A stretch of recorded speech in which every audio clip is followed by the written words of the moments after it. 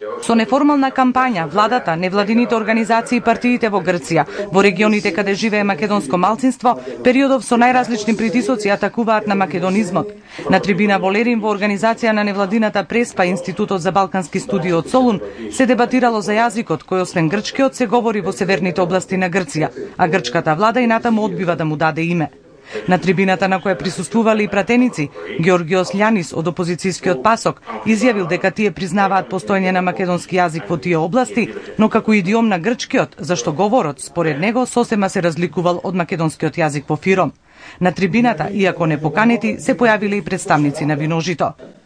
За да можеме да зборуваме за постнационално општество, ќе треба прво да направиме ревизија на грчкиот национализам. Многу важен фактор е прифаќањето на еден поразличен македонски идентитет, кој представува реалност во Балканот, но и пошироко, како посебен национален идентитет. Сакали или не, овој идентитет е веќе изграден и треба да биде почитуван како во Грција, така и во соседните земји. Виножито деновиве било бојкотирано од 5 хотели во Леринско, кај кои побарале простор за промоција на грчко-македонскиот речник.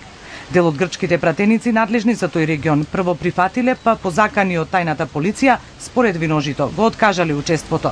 Државни служби, но и парадржавни служби интервенираа. Хотелиерите се уплашени и не сакаат достапат сала за промоција на овој речник. Се врши огромен притисок врз нив. Се плашат дека може да им ги запалат хотелите или ќе им направат слични работи како во Атина.